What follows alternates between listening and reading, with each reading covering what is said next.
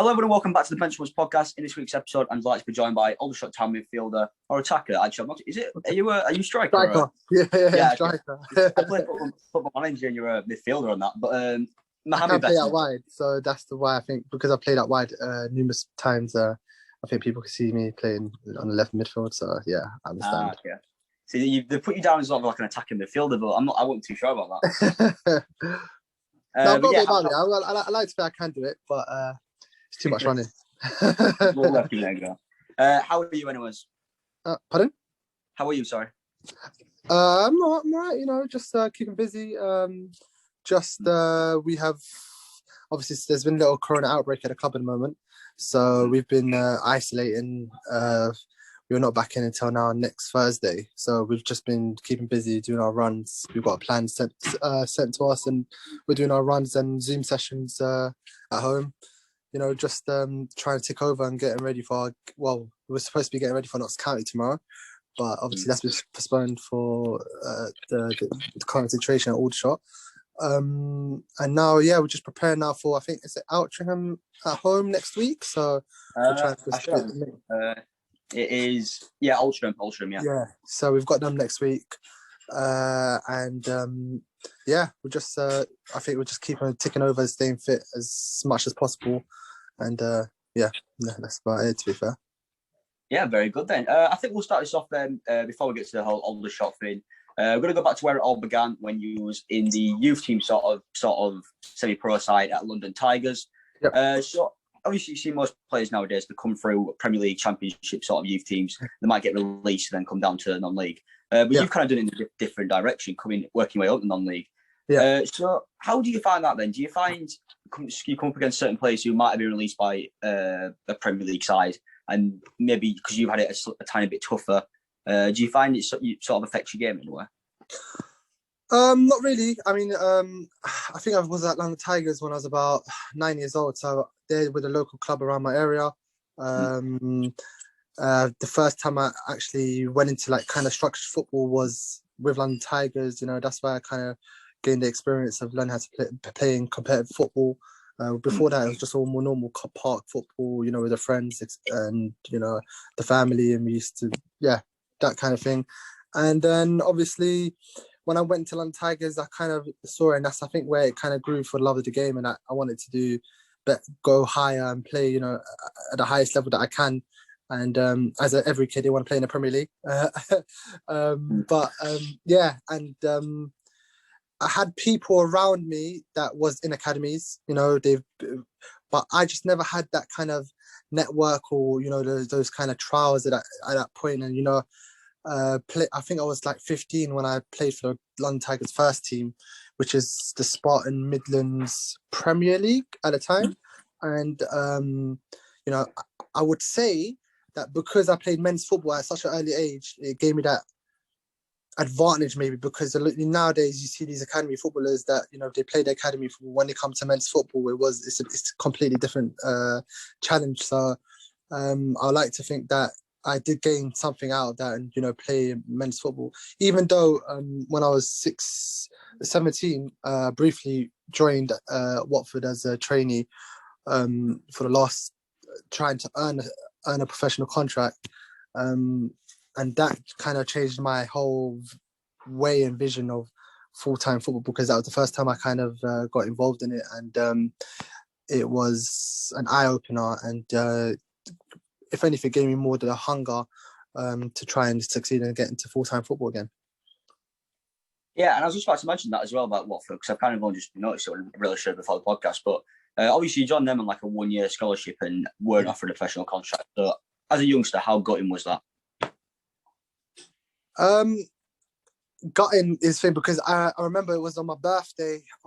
So I joined quite late. I joined around the November, December time, so I had about 4 or 5 months to try and earn myself a professional contract. I was competing with the likes of, Britt Sombalonga, Gavin Massey, who was, these guys they've been the hot shots of the youth team. They're expected to be the next best thing coming out of the Watford Academy. And obviously from where I was coming, I went into a college scheme that was organised by Watford and did really well playing over there.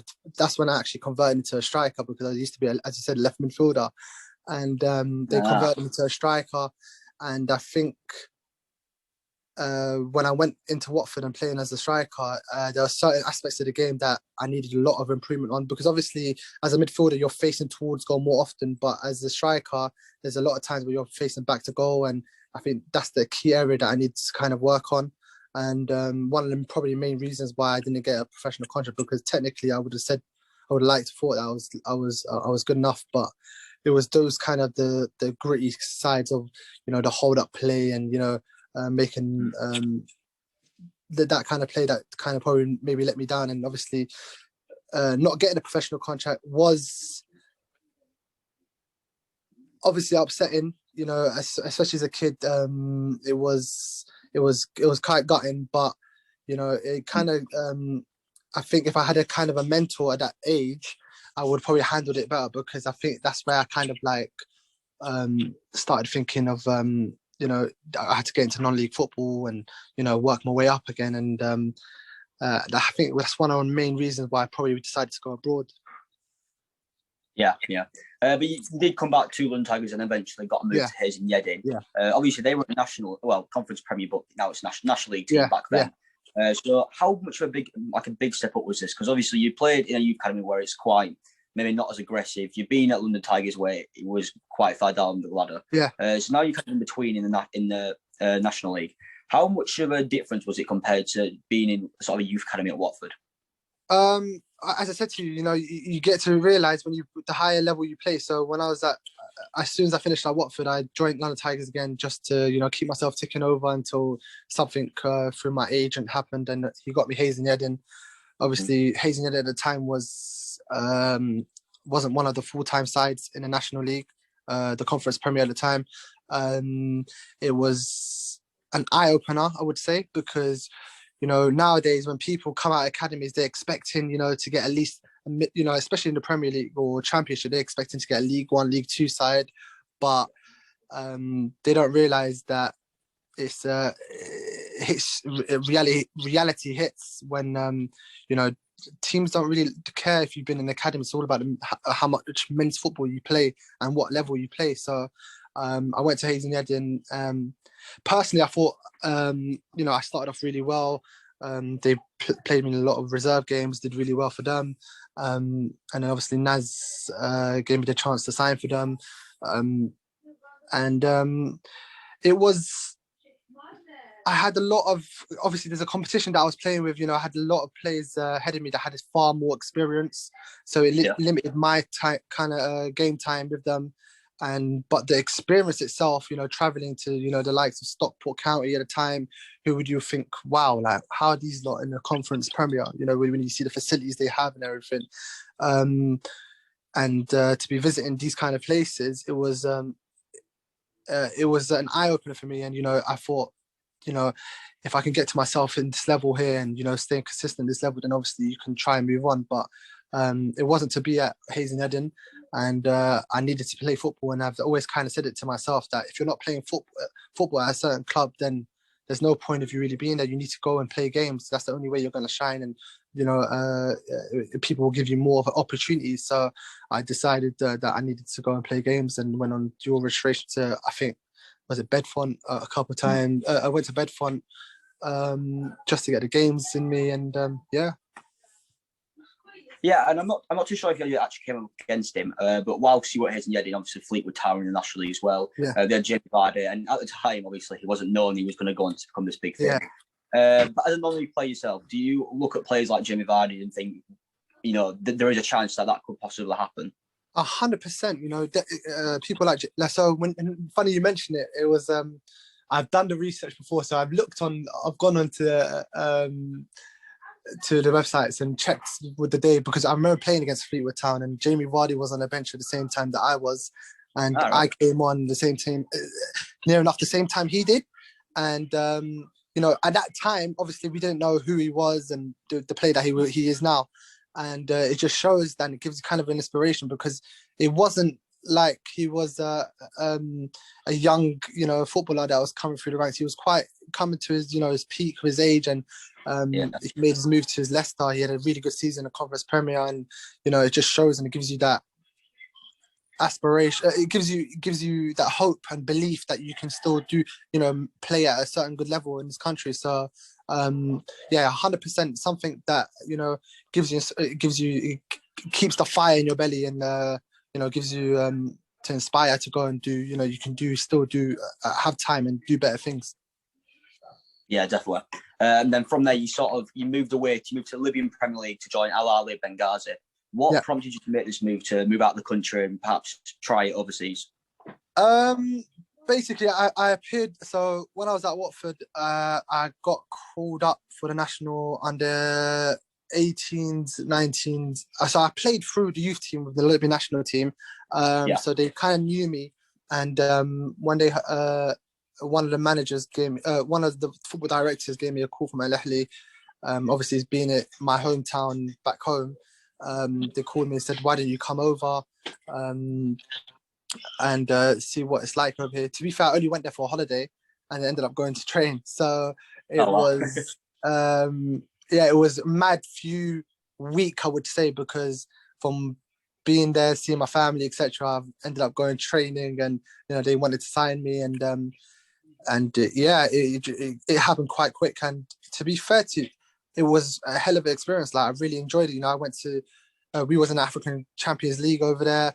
We did really well. We got quite far in the competition, but the experience itself of traveling to countries that I never thought I'd travel to and never heard of before, and seeing what it's like and the level over there, it was kind of it was a brilliant experience. And obviously we had a really good side and we did quite well in the competition. So it was a really good experience over there. And obviously I made my for the under 23s, played with the Libyan under 23s at the time. So it was always, I would always had it was always a good relation. It was a good experience for me. Yeah, and because you played at the National League with Hezin, and you played in the Libyan Premier League. How much of a difference in sort of quality is it? I would say so. I've obviously now comparing it to now being in the National League now as well. We're full time here, just like there was. If you were to compare it to Hezin Yedin, it's kind of unfair because obviously it wasn't full time at Hezin Yedin. I would say the levels is, England's very competitive leagues. From it shows that it has five full-time leagues, and it just shows that there's so much competitiveness here. Over there, I would have said it's a bit more technical over there. It's not as you wouldn't be fighting against a 6'5" defender in the National League, and it's a different test. Do you understand? Over there, they like to play a bit more. Obviously, in the National League, it's a bit, sometimes a bit. You have to roll your sleeves up and do the gritty and nasty stuff. And and as I said, there's always been good players in the National League. It's just about some players that just need their breakthrough. And I wouldn't say it's a big difference whatsoever. No, obviously you were there when you were there. They had these sort of competitions because I'm not too sure what's happening in the leagues, but there was a Libyan Civil War, so it was all sort of muddled up a bit. But there were groups which led on to like a sort of table, I believe. And in the actual group itself, you finished second, which was admission to the actual table. In the competition, you finished fifth, which was second from bottom. So, like, how did it work then? Because obviously, like there had been a civil war and stuff, things weren't going great over there. And obviously the leagues were a bit confusing. So did you ever find that perhaps it was all a bit maybe overwhelming anyway? Yes, it was a little bit, because obviously at the time Libya, just obviously Gaddafi's just obviously been overthrown, been overthrown, and the country was a bit of a turmoil as soon as he as soon as he died. And in 2014, the time that I joined, things started looking good. Like people, we had a government in place. There was elections being done, and things. Everybody thought, what, like maybe we're starting to go in the right direction. And and that was a kind of encouraging sign. So when I did think about it, it was like the country looks like it's getting better. So in that time of that period, I thought it would be all right, but obviously it did go for the turn of the worst after, because literally I played for them for a season and then I had a 3-year contract with them, and then 2 seasons where I didn't play nothing because I still contracted to them, and it was literally next month or next 2 months the league are going to announce something, but it was like kind of rolled over to end up being nearly 2 years, and till my contract finished. So it was a good experience in the time that I had there, but I also wasted 2 years of my footballing career. So I came back. I couldn't really join a club because I needed to get international clearance, and I still had a contract with a club over there, and it was all over the place at the time. But that's when I obviously joined Staines when my contract finished, and had to climb up the ladder again. And so is that why for the 2014-15 and 2015-16 season you just didn't play? No, I could. Yeah, so I couldn't play in the country because obviously, as I said, I was still contracted to Libya, to Ehli. All right. And I couldn't play here regardless. And to be fair, we had training camps in Jordan, so I did go to travel to Jordan, but it was nothing competitive. It was all friendlies and everything, because obviously nobody knowing when the league was going to start again and all of this, we still had to kind of prepare. But I had a lot of time. I was back in England. I was waiting for news, and it kind of dragged along, and to the stage where obviously I had to wait till my contract finished and then start playing here. Yeah, they were probably frustrating that. But how did the move to Staines Town come back then? Because you were coming back to England, you've been in Libya for a few years. How did the move come around? So before I left to go to Libya, I was training with Maidenhead in pre-season. The manager over there was Drax at the time, Jonathan Hippolyte. He was really keen on me staying and playing. Obviously, I made the choice to go abroad. He was the manager at Staines, and he told me to come down, and it all kind of started, having a good pre-season, and then waiting for my international clearance to come and all of that. And the first season I was with them, and he was very supportive, and that's what I kind of needed at the time. Someone, maybe an arm around me, because I experienced for like 2 years of didn't play competitive football, and over here, you have to be playing regularly to be, people to kind of know you. Like, I came back again, and it was like nobody knew who I was, who I played for. Even having that kind of experience of playing over there, didn't really mean anything here. So I had to kind of start again and build up my profile here. Yeah, did you ever have any reservations about dropping down to a part-time team like Staines? Because obviously you've been at a full-time team with, I forgot the name, Benghazi. Yeah. Obviously, I kind of expected it because, I knew that the non-league was kind of becoming a platform for academies, and not academies, like for a lot of managers in the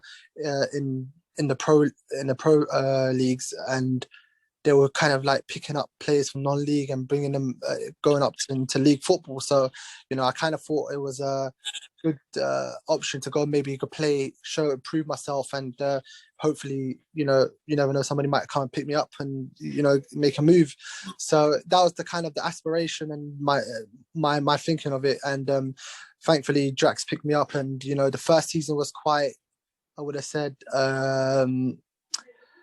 just getting back into English football and, kind of realising how it is, because back home in Libya, it's a bit of a delicate, anyone gets touched and they all foul and all of this. And coming back to non-league football here, it's like everything, you're getting studied and all of this. So it was a different kind of game again, and, just kind of adapting to it again. And as I said, like, I thought, I was playing more of a wide man with Drax, and I did quite reasonably well with him, and got me to. But that was obviously the process I had to go through to get into the situation I am now. Yeah, obviously it went really well at Staines as well because you had 82 games, scored 39 goals. I believe in the second season you were the league's top scorer as well with 27 goals. Yeah. So do you feel like that level then in the Isthmian Premier League, you were probably better than that level? Yeah, and I always believed that I was. But as I said, you have to show it on paper. So it was something that, especially the second season of Staines, it was about, trying to get as many goals, try to do well as possible. And you know what? We had a really good side then as well. We just missed out on the playoffs. It was literally, we had it was a good team morale of the team. We had, Drax really pulled a really good squad together, and it kind of made my life easier. It wasn't like I was just playing out wide. I played in the centre, up top. It was kind of a little mix for. I think we had the best attack in the league. We scored I think one of the most goals in the league. So, and to learn from players even like Elliot Buchanan, who's been about in the league, in his league. So, I kind of learned and having Max Woolsfold, who plays for Slough, I believe at the moment, they just kind of make life easy. I just need to know and learn how to be in the right place at the right time. And, kind of that's where it kind of continued for me. And had a good season then. And obviously I joined Braintree. Yeah. We'll get on to that. And how did the move to Braintree come about then? Did they pay money for you, or was it like a non-contract sort of thing? No, I was on a contract, but obviously my contract finished at Staines. And what happened was during so the following season, pre-season, I got invited to go to Stevenage. I had a trial with them, did really well. I even travelled with the first team to Slovenia, where it was kind of set in stone that I was going to sign there. Had a pre-contract corner, kind of agreed and everything, and then it was kind of coming to like the last week before the season was starting, and nothing was signed. And obviously, me being a footballer, I need to be like kind of 100% certain. It was a bit of a. I was unsure what was happening. The manager was saying one thing to me and nothing was signed, and it was, he was just kind of prolonging it. So it got to the stage where it was last week, and I was just like, obviously I knew that Braintree wanted me before with Brad Quinton. He got promoted with Braintree, and he kind of wanted me before at Enfield. And then after the season I had with Staines, he kind of really pushed me to try and come to Braintree. But obviously I said to him that I was at Stevenage. I was trying. I want to see what happens there first.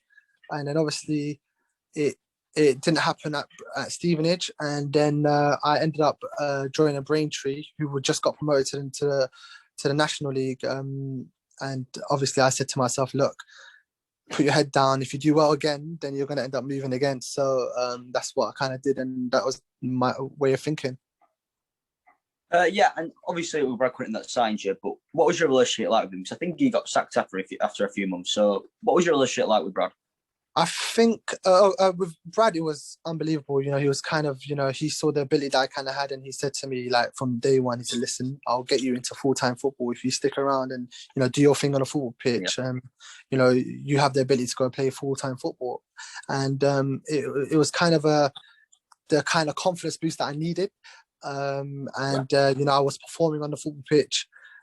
He's always been very supportive of me, even till the stage where, sometimes I would train with him, with his team. Like, he was recently at Welling, so I did while we weren't doing pre-season with them, I was still kind of doing some training sessions with him ever since. So we've kind of had always a good contact since. But he was quite good with me, and he gave me the confidence boost I needed to show my ability in that level. And obviously Braintree didn't really kind of help with the situation, I don't know, regarding the money and all of this, and, the kind of players that he could bring in. I don't think he was kind of supported the way that he should have been. And ultimately he left the job because he didn't believe that, he was getting the right support that he needed. And it was only, I think, after a few weeks, him leaving, that I left as well. Yeah, and before I get on to your move to Barnet then, because I'm right to get that Barnet are a full-time club. Yeah. Yeah. Obviously, you were in a lot of part-time clubs there. I mean, you would have had to have another job, I'd imagine. So, out of interest, what was the other job you were doing while playing at part-time clubs? Luckily, I have my father here who he has a road haulage and logistics company, so I used to do a lot of admin work with him. But he was very supportive of me, trying to make it full-time football. So he was kind of giving me a lot of leeway where I didn't really have to do a lot of work, but he's like telling me to go to the gym, get training sessions done, etc. So yeah, it was kind of mostly football, but then I had to do a little bit of work there and then with him to help me obviously keep going by, because obviously being 24, 23, I needed some sort of income to keep myself ticking over until something happened or what it was. So yeah, that was what I was kind of doing. Yeah, and then the move did come around to Barnet, but obviously you hadn't spent the full season with Braintree. So what made you want to move to Barnet over Braintree? What made me want to move? So I think it was after Salford. I played against Salford in around November. No, was it November, October, November? I can't remember exactly, but around those times. And I had a really good game. And if it wasn't Barnet at the start, I was supposed to be. I went to Manchester to go and move to Salford, and then it was a little bit of a situation because I ended up signing for them with all my papers all sorted and everything, and trained with them. Met Graham Alexandra, who was the manager at the time. We had a day off, and obviously I was just got married at the time. Okay. And my missus was pregnant, and on my day off, she kind of we made a decision, but it was that she wanted to be around home. She didn't really want to move away, all of this kind of thing, and it kind of put me in a sticky situation because I already signed a contract with Salford. So I gave a call to Chris Casper and I told him the situation it was, etc. And to be fair to them, they gave me and I knew at the time Barnet was very interested in signing me, and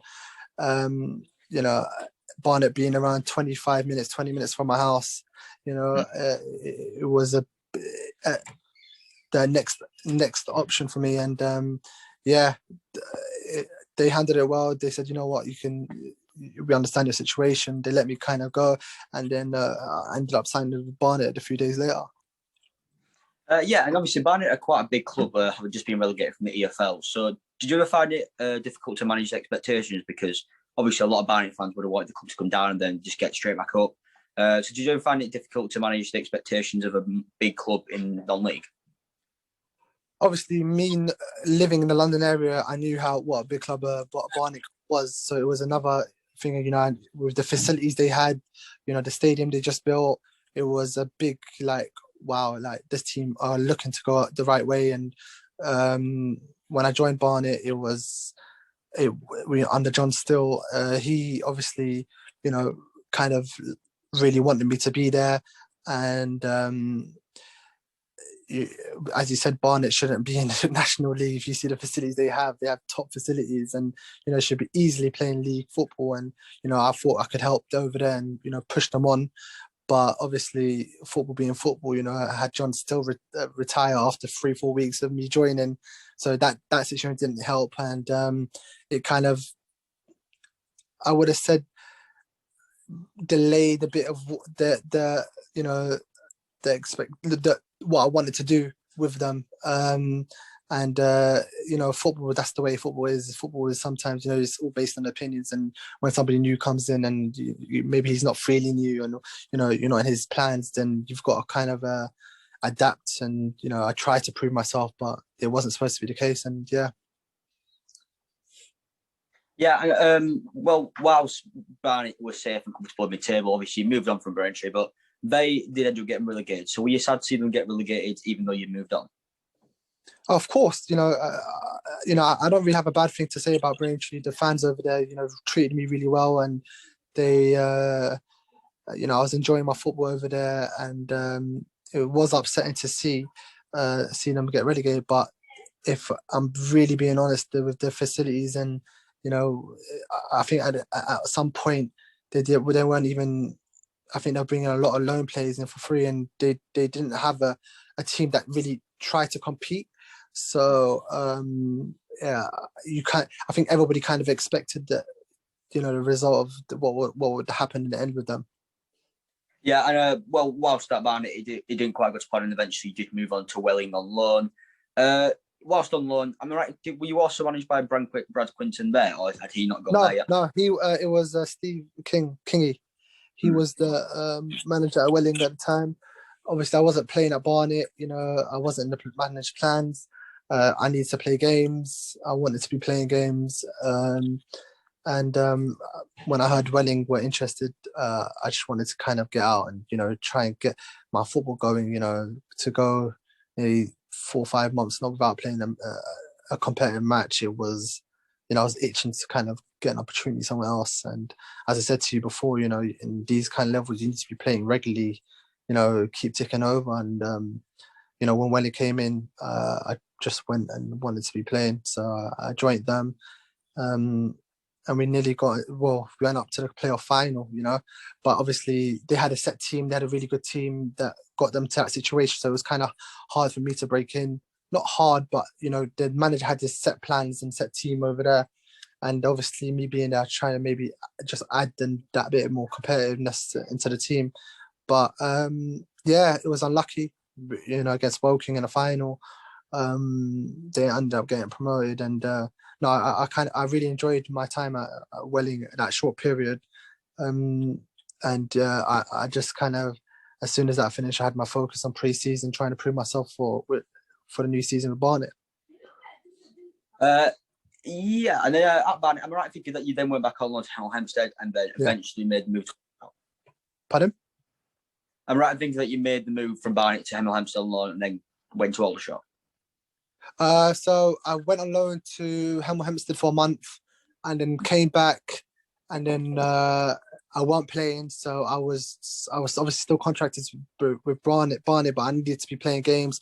So I kind of I met with with the chairman, etc., and tried to get my contract situation sorted and terminate, so I could, because I knew there was interest from Aldershot.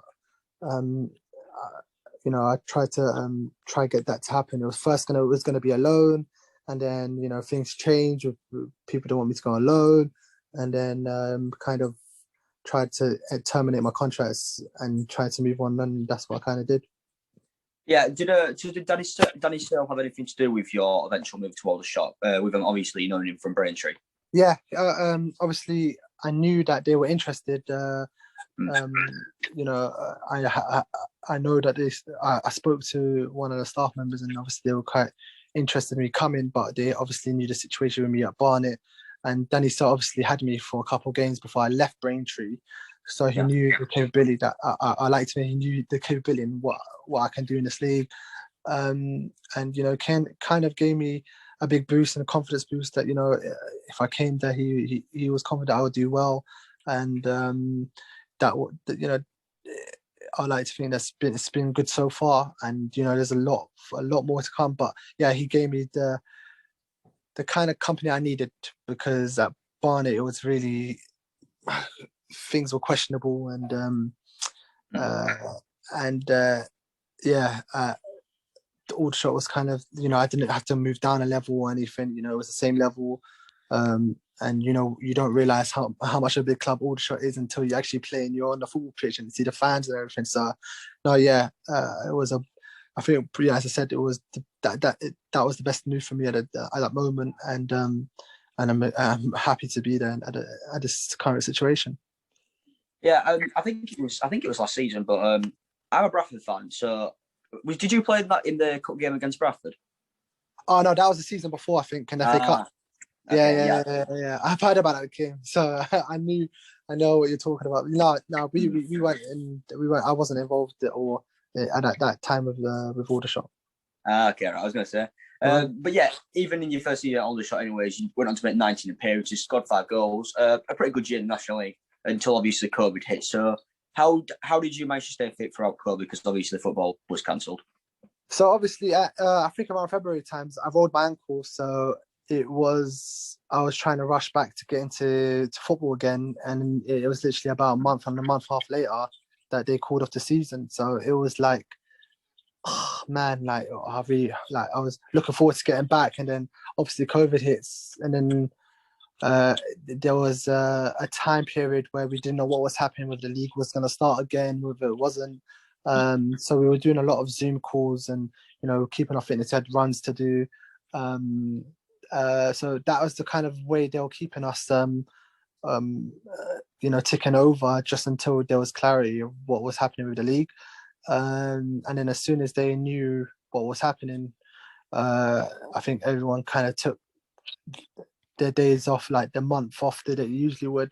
And then obviously from the area that I'm brought up in, is we have football always happening kind of thing. So it was like we had little training sessions, just to keep ourselves ticking over and getting ready for the new season to start, even though we didn't know when it was. And so I ended up having a mini 2-3 month period where I was doing a mini pre-season, getting ready, just knowing when to. So I was kind of ready before the league started, pre-season started. So it was, that's how I kind of took over.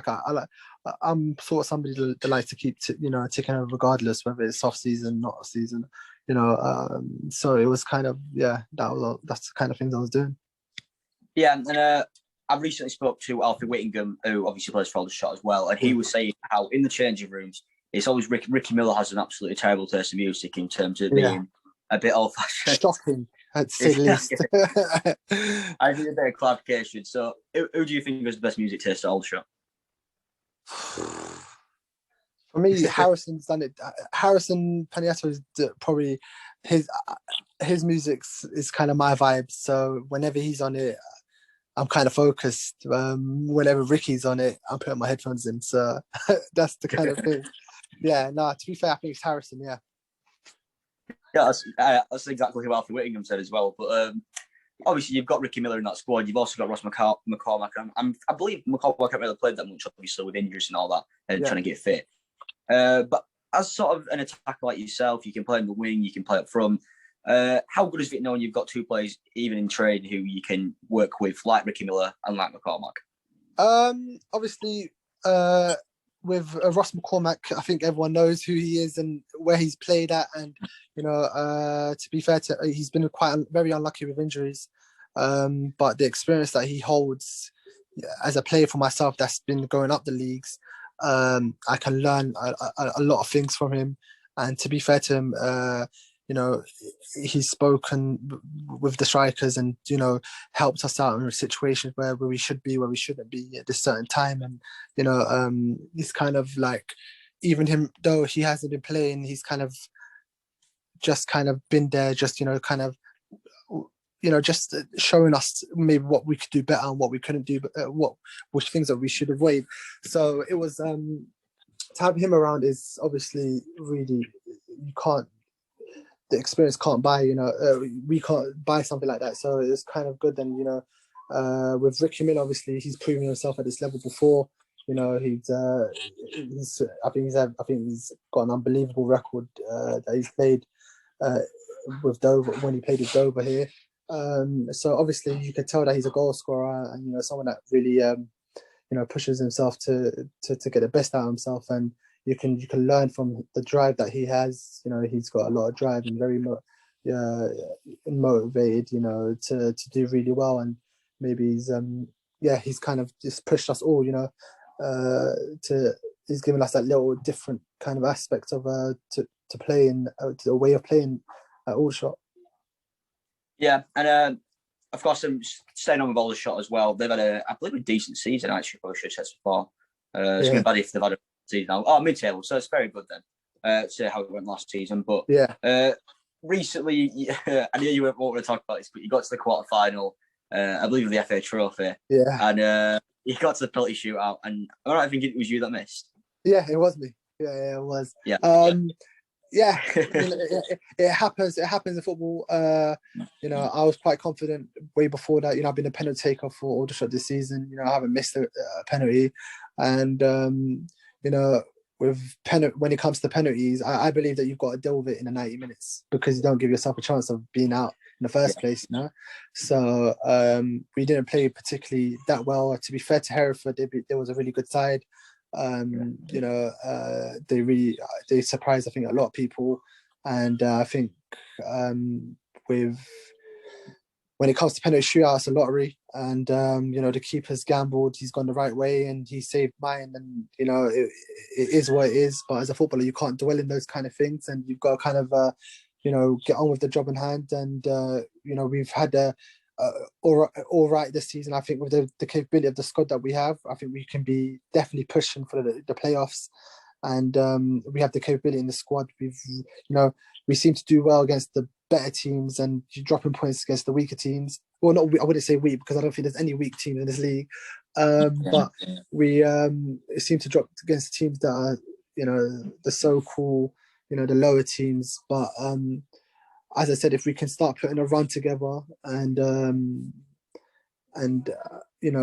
get on, if you get a back-to-back wins or a couple, 3-4 wins, a little unbeaten streak, you're going to find yourself in the playoffs. And I don't think we're too far from it at the moment now. So, we have a lot of things.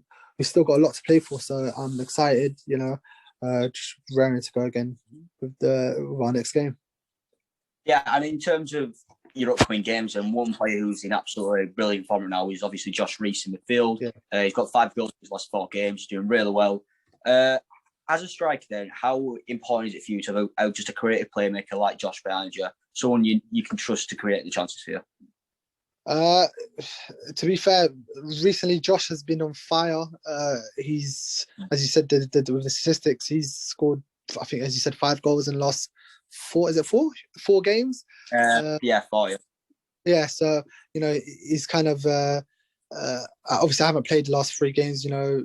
Managers obviously got his rotation. We've played a lot of games this season, so I think we've won the last 2 league wins. So we've been doing well.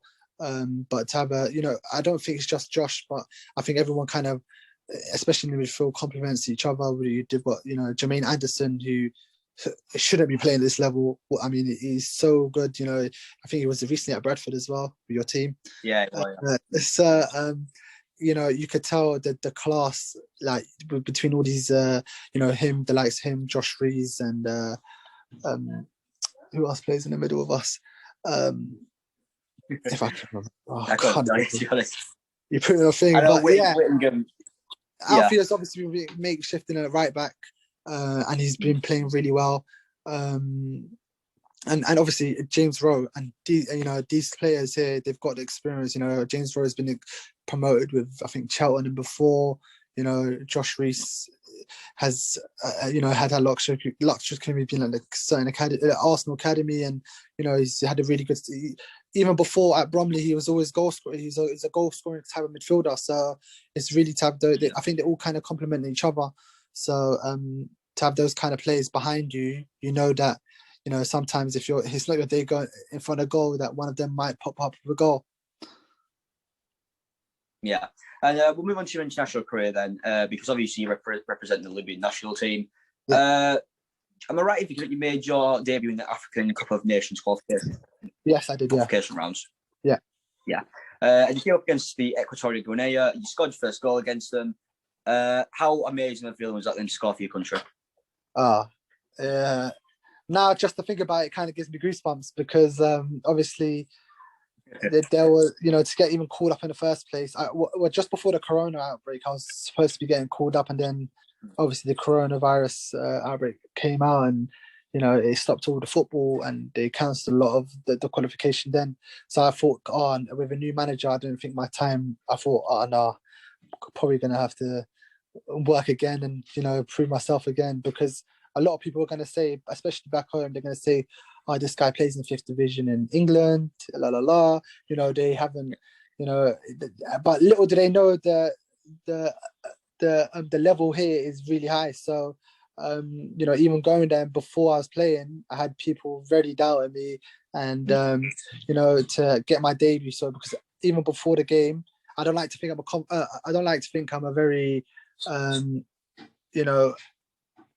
I'm a quite confident person, so I don't really have doubts before games, etc. But before that game, I was really nervous, to play for my national team, and my debut, and you've got 6 million people back home watching the game, which football means a lot. It's very big in back home, It was nervous, but as soon as the whistle went, that all kind of went.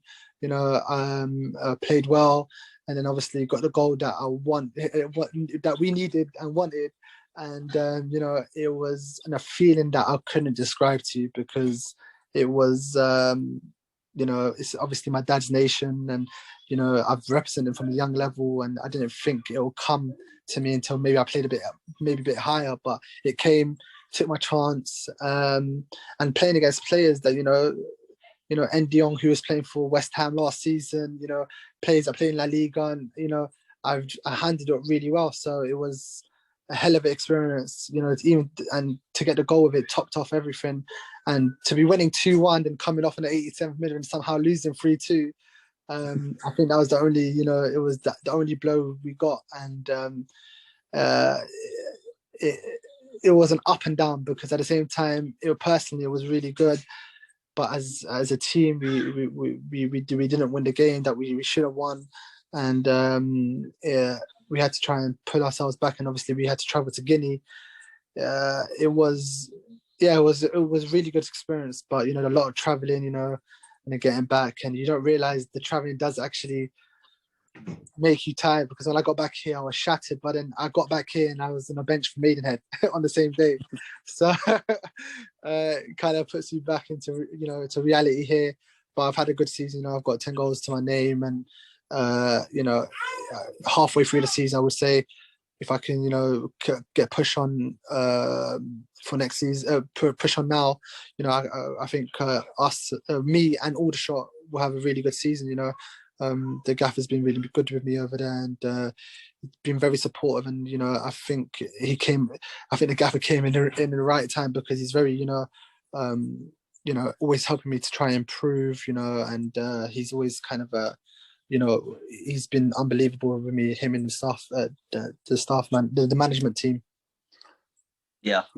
And you're only 27, but you mentioned like the manager and things there. When your playing career eventually does come to an end in, I don't know, like 10 years, depends how long you're willing to plan on playing for. Yeah. Do you have any interest in potentially going into coaching or managing or anything like that? Yeah. I'm starting to do my badges now. I'm trying to get the necessary badges I need to get. I think I take a step at a time, do the coaching bit, learn, because, just to see, being a manager is a little stressful, at any level, especially, at any level in England. And, there's expectations all the time, and, whether you can handle the pressure and all of that kind of thing. But, I need to learn, to see now Gaffer, the way he does it, it's just like, he puts so much work in it. It's like, wow, like, if you're going to become a certain level, you need to put this much work, this much thought into training sessions, and then obviously you've got your team meetings and one individual meetings. It's not easy being a manager, but I've always said to myself, I want to be involved in football somehow, and maybe even eventually help, maybe get involved with the FA back home in England, back home in Libya, and trying to help their systems, and maybe teach them a way of coaching or something, maybe bring something from here and taking it over there, and showing them new things, because anything that you can try and do over there, try to help them, and maybe raise a certain level up there, obviously not from through only me, but try and help whatever I can do over there. So yeah, I do want to get involved in football, but as I said, just a step at a time. Maybe just get to the situation where where I've called it a day, and then obviously try and work and get myself to a certain level in this country as well. And then the sort of last thing that I ask everyone who comes to the podcast this: what football club is it that you support? Pardon? What football club is it that you support? Unfortunately, and I'm an Arsenal fan. Okay, definitely unfortunately. Only Arsenal's been 20 minutes from my house. I live in central London, so it's literally from Baker Street, get to King's Cross straight to Arsenal, so it's not too far. And I used to watch my dad took me to my first ever games at Highbury, so ever since I've watched Arsenal, and to to watch someone like Thierry Henry just made me love Arsenal even more. So he was kind of my model when I was younger. So yeah, always been an Arsenal fan. Yeah, right. Well, out of interest, then, what are your thoughts on this season in terms of everything going on with Mikel Arteta, Saka as well? What's your thoughts on it? Arsenal, they've mixed season. I really like Arteta, what he's implemented into the team. I think he still needs to get his own players kind of more in the squad. I think he's still dealing with a lot of players that's not really kind of chosen by him. But he's got rid of a few players that was kind of not, I would say, not his kind of players. But I really like Mikel. I think Arsenal eventually they're going the right track, but I just still think they need to bolster the squad a little bit. The players that he kind of wants. But it shows, with the players of Saka improving every single time I watch him play. Emil Smith-Rowe's been in the scene this season, and he's taken this chance very well. I think Arsenal are heading in the right direction because, as you said, we should be competing for the title. Like, we've always been a club that has been, but it's been so many years now where we haven't been, and it's just, I think it's a building block slow, and it's going to be a bit of a slow process, but I think we are heading in the right direction. Yeah, definitely. But that's going to bring an end to this week's episode of the Benchwarmers Podcast. So this week, I'd like to thank my guest, Mohamed Bettamer, for joining me. Thank you very much. Thank you, mate. And we'll see you all next week.